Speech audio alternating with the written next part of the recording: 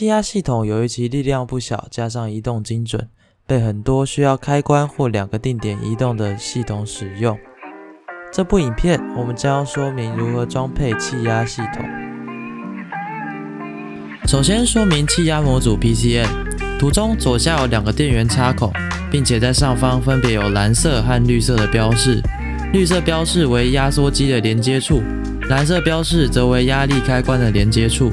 压力开关用于气压到达时自动关闭充气。图中左上为连接 CAN 和电源的插口，电源需连接 PTP 的12伏端。右侧的插口则为电磁阀自动插口，根据需要可以插入不同编号的电磁阀插口。相关编号在后续气压控制软体教学会提到。PCM 的侧边也有相对应的红灯，会在插入电磁阀时改变。明确灯号在官方文件中有指明。中间有可以调整气压的 VSOL， 是应对到电磁阀的电压切换，使其以不同的电压制动电磁阀。接下来为 compressor 的基本配管，需要配上刚刚说到的压力开关，并且配上减压阀，以让压力过大的时候可以泄出。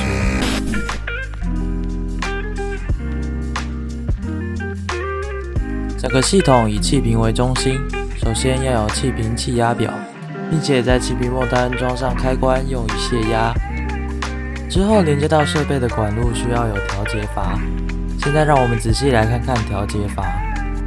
气压调节阀 regulator 会在气压设备前被装配，可用于将气压切成几个小部分，让一部分的系统气压相同。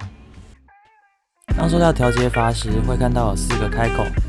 先看到最长且有标记箭头的开口为气压出口处，因此接上靠近设备的管，对面的一侧就接上气体进入的管。之后将剩下的2孔分别接上气压表以及原厂附赠的螺丝，就可以正式使用气压调节器了。气压调节器由于构造使用弹簧调整气压，因此透过旋钮的松紧可以调整其气压。调整阀门之前，将旋钮向外拔，若需要减压，旋钮向逆时针方向旋转，反之就是增压。调整完压力后，将阀门放开，将其向内压回，即完成调整。管路系统最后会配到电磁阀，电磁阀有2种，双电磁以及单电磁阀。先用单电磁阀举例，单电磁阀只有2种状态，一顺一逆。当通电时，电磁阀顺向流会打开，反之，关闭电源时，电磁阀的逆向流会打开。之后来看看双电磁阀。FRC 中使用的双电磁阀为5口2状态的双电磁阀，简称5-2双电磁阀。此种2个状态的双电磁阀内部管道设计与单电磁阀没有太大的差异，仅双电磁阀需要电磁阀制动时状态才会改变。另外，如果要推导电磁阀内部的气流情形，可以看电磁阀上方的简图。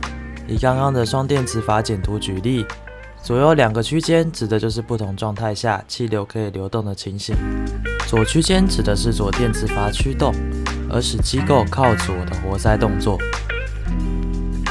电磁阀最终的输出常常是气压杆，一种最常见的气压控制设备，借由气流从一点推入，从另一点放出，使得设备可以被推动。通常气压杆一边有想要控制释放速度，因此管道上会加上空气流量调节器，通过螺丝的松紧度可以调整其气流通过速度。